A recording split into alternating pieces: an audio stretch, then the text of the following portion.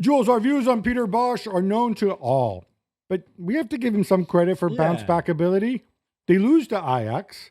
You would think that the wheels would be coming off, and then they come out and they destroy Girona 4-0. Yeah, I mean, Girona were particularly bad in that game. But yeah, it was, and it felt very much like a performance of, okay, let's show them, let's redeem ourselves, because they were very, very up for it. They played with a lot of intensity. They scored great goals. The one from Bakayoko is a wonderful goal.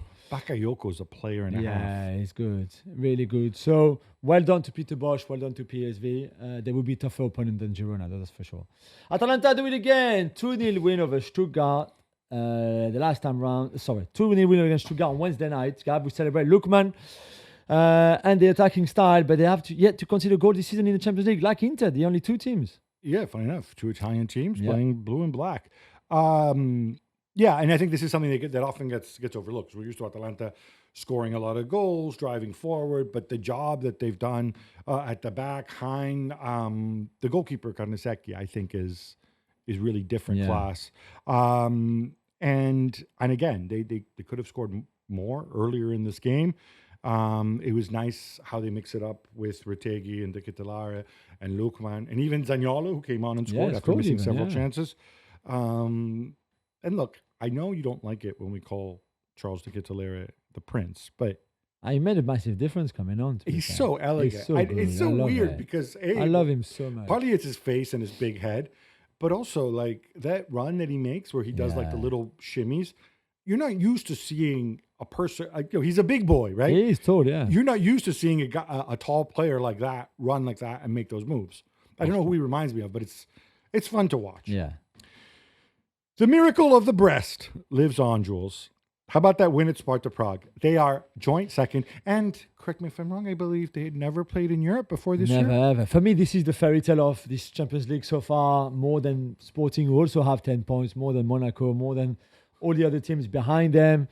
Incredible. Never, as you said, never even ever played in Europe before. Not even the Intertoto Cup, no qualifiers of some sort, just nothing. And for them to arrive in this competition, albeit beating two Austrian teams and Sparta Prague, it's not, I'll give you that. But then the other one was Bayer Leverkusen, who they draw with at home, getting that very important point. 1 win in 6 Bayer Leverkusen. True, but still. But they did beat the little elves, Bayer Leverkusen. Yeah, exactly. But it's still Bayer Leverkusen. So amazing work by Eric Roy, by this wonderful team and their fans. And that Edmilson Fernandes. Yeah. About that. Yeah, really, really nice goal. But all of them are putting a proper shift. And when you think that in Ligue 1, they are for average this season, certainly not as good as they were last season when they finished third.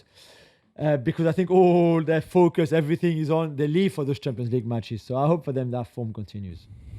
A late Tilo Kehrer goal gives Monaco a big 1-0 win away at Bologna. Gab, with one exception, my French boys are doing quite well. That exception would be... I don't know. I won't go there. No, we don't have to. I think they deserve... I feel for Bologna because they have a guy who I think is one of the best sort of below-the-radar center forwards around, this guy Castro. And he had a goal disallowed. Yeah. He works so hard. He strikes the ball so cleanly. I mean, you're talking about pure finisher. That's kind of what this guy is, except he doesn't score, which is obviously a bit of an important detail for a center forward. Bologna are just outclassed by a team that's, I think, better coached. Monaco happy to leave them the ball and a lot of fruitless possession. I think it's part of the learning curve, and I think Monaco deserves their 3 points. Dinamo Zagreb come from behind to beat Slovan Bratislava 4-1. Jules, they were beaten 9-2 by Bayern in week 1. But now they're ahead of teams like Bayern, Real Madrid, and Milan in the table. It's the magic of the Swiss model. Exactly. I mean, they beat Slovan and Salzburg, so that's 6 points in the bag pretty easily, I think. And then they had that draw with Monaco and the torrential rain on a really, really wet pitch.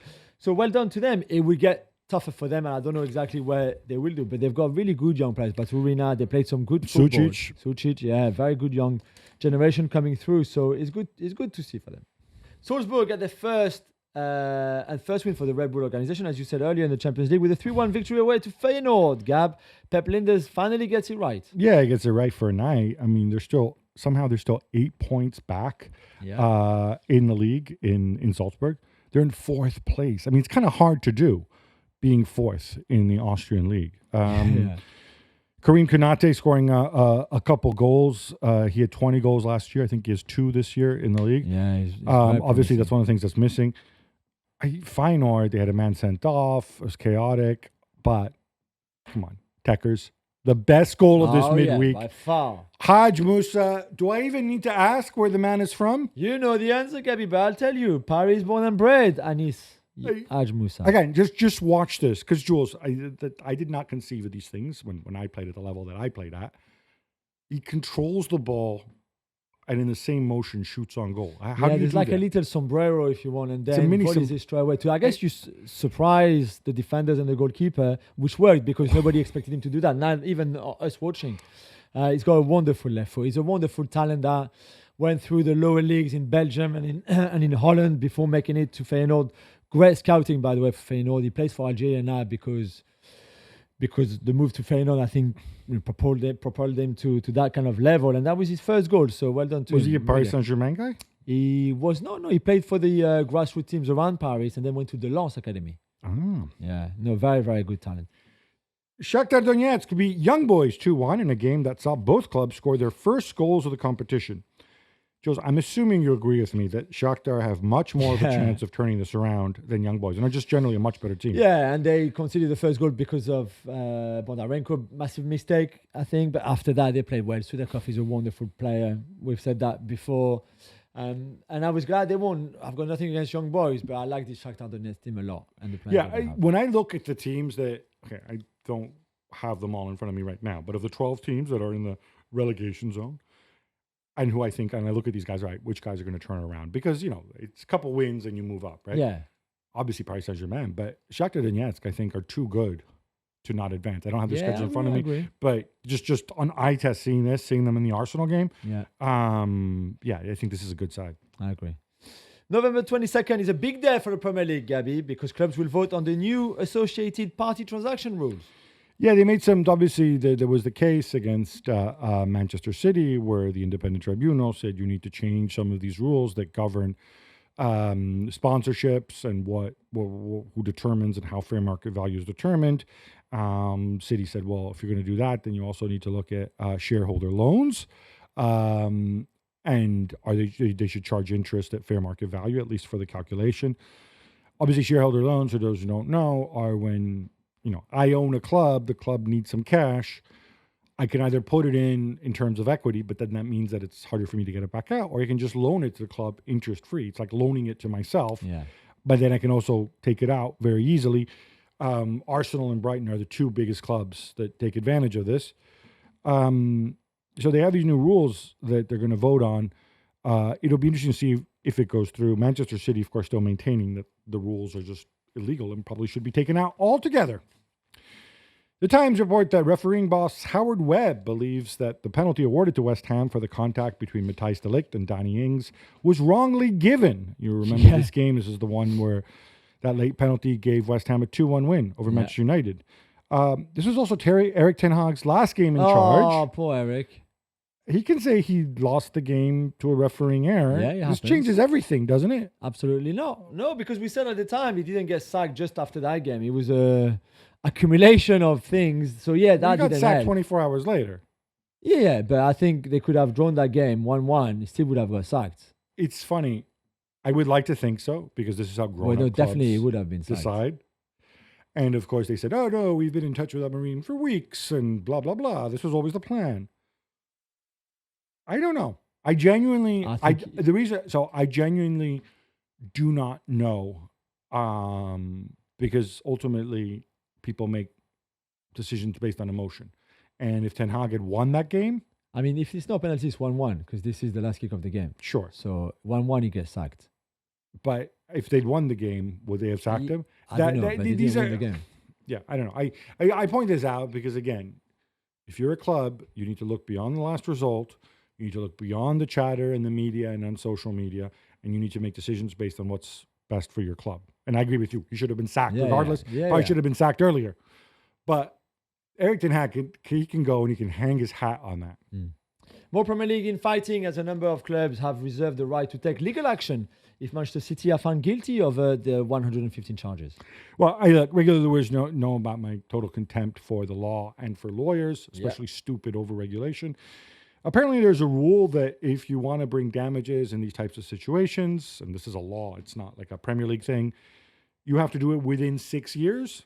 And November 5th, 2018 was the day that Der Spiegel published those allegations against Manchester City, which led to everything that followed. And eventually, after a very long secret investigation, like double secret probation, like it's a freaking Animal House.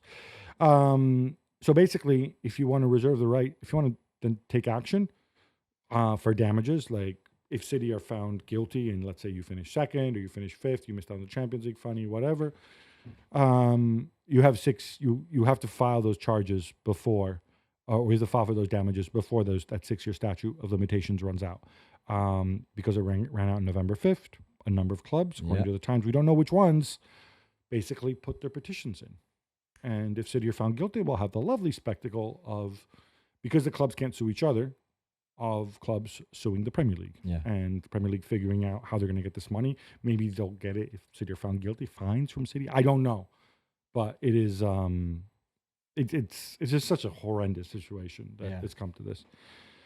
Mohamed Kudus has had his ban extended from 3 games to 5 games after getting sent off in West Ham's 4-1 defeat at Spurs.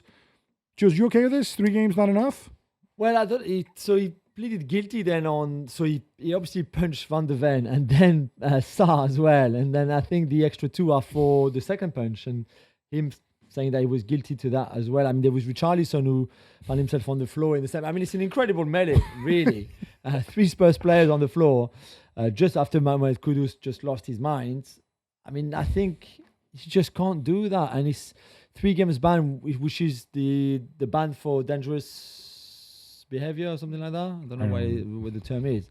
I think 5 is a long time and it's a bit harsh, but it's probably deserved after what he did. Really, you can't do that. And it's a blow for West Ham and our man Lopetegui. Yeah. And then Crespo has resigned from Al Ain after they were knocked out by Cristiano Ronaldo's Al Nassr in the Champions League. Gabi won the Champions League last year. He won the Copa Sudamericana. He won the double in Qatar. Should European clubs look at him? Yeah, and I'm surprised they had him. I mean, he had experience at Modena, but that was like in 2016-17. Yeah. This is a guy who's literally won stuff pretty much everywhere he's been. Even won the Paulista at Sao Paulo. He's worked in Brazil, in Argentina, in Italy, in Qatar, in the Emirates. He's beaten bigger and better financed teams. I mean, when they won the Copa Sudamericana, he did it with Defensa y Justicia, which, not exactly one of the South America's big boys. He obviously has a pedigree playing for massive clubs from Chelsea to Inter to Lazio. In Europe, he's very well connected. He speaks 4 languages. I mean, I'm biased because I know and I like the guy. So Hernan, I hope you get a job. But I do wonder about that. And I wonder is also if kind of Asia, now that there is money, there's more attention there, can kind of be a proving ground for managers who then get a serious look in from European clubs. Benjamin Mendy has won his case against Manchester City over unpaid wages. He'll be getting close to £9 million.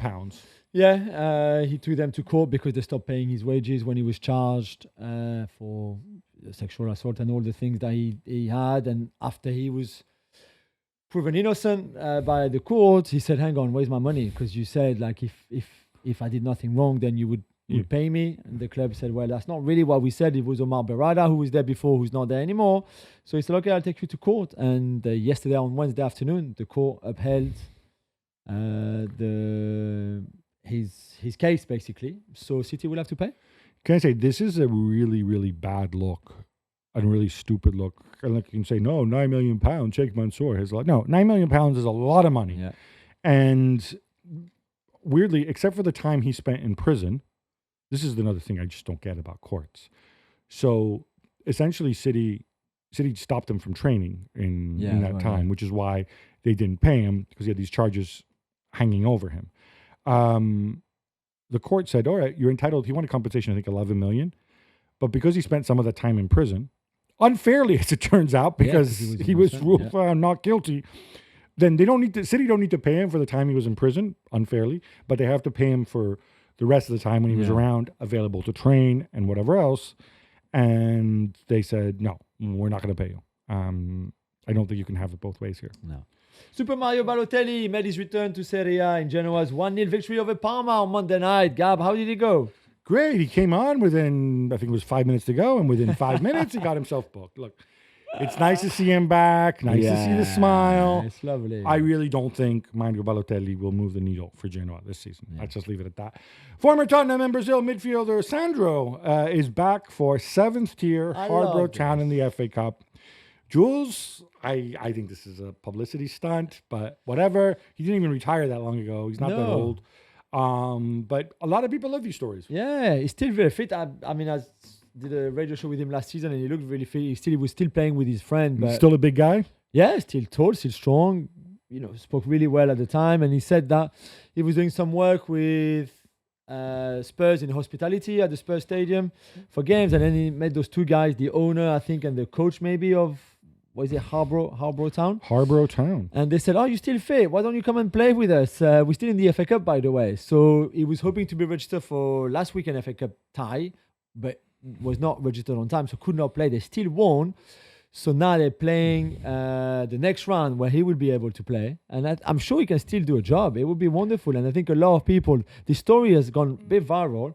There will be a lot of people watching that game. I can't remember who they play. They play like a good team. No, they don't. They play Reading.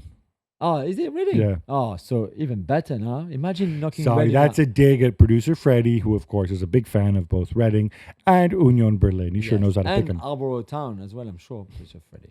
Gab, what time is it? It's time! It's time! It's time! It's Texter time! That's right, our intrepid John Texter. As you know, he's still trying to sell his shares in Crystal Palace. Supposedly, there's 2 buyers lined up.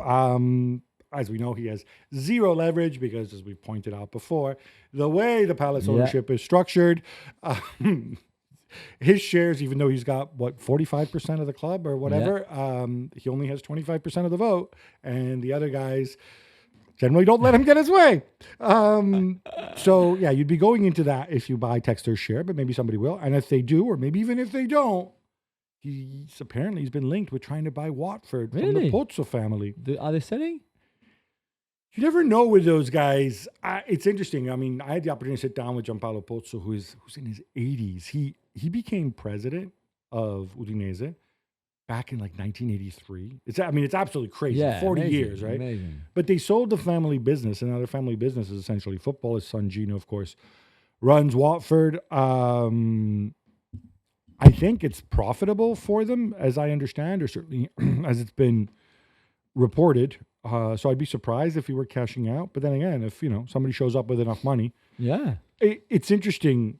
Just as a quick aside on this, I was speaking to somebody who helps foreign buyers buy and sell clubs, not just in the Premier League, but in the Championship and League One, and in fact throughout Europe. He fielded an inquiry. He wouldn't tell me what the club was, but he fielded for an inquiry from a club up north in the north of England in a not particularly glamorous, not particularly big, fancy town. The owner actually said, "Could we buy the club, but then build a training ground in London so that I can attract players to London? And then we would only go up for the games." And I think the current owner said, "I don't think that would go down very well."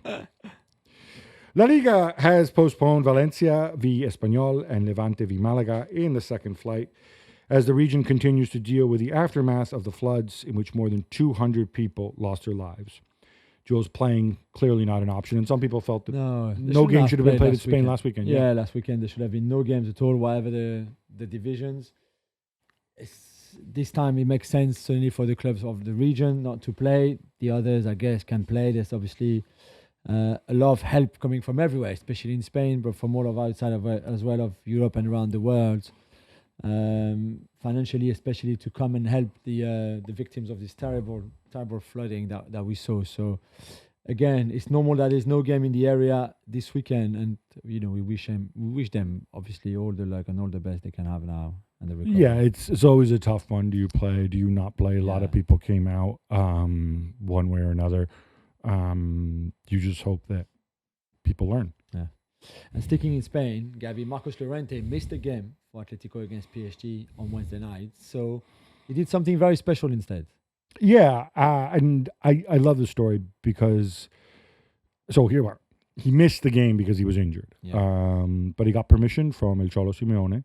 He woke up very early in the morning, and together with his dad and other volunteers, he drove 400. You know those power washers, those things that they like there's like a jet of water and it's used to remove mud. He drove 400 power washers from Madrid. Himself, that he bought himself. Yeah, that's right. At a cost, incidentally, these apparently cost. I mean, 180,000 euros, I think. Yeah, I assume he got some sort of bulk discount. But still, this is putting not just your money where your mouth is, but also your time. Yeah. And the interesting thing about this is he didn't tell anybody he was doing this. I mean, he told Simeone. They only found out because he was recognized. When he turned up, Yeah, and he left at 5:00 in the morning, so he was turned up very early, handed them over, and then others recognized them. They filmed them, and so on. And he didn't want this known. I'm told of at least 2 other footballers from Atletico Madrid who have done similar things, but except I guess they're not as handsome as Marcos Llorente, so they were never recognized. Yeah. I just think it's these little gestures, right? Which are actually big gestures. And when you donate your time as well as your money, I think it has a multiplier effect.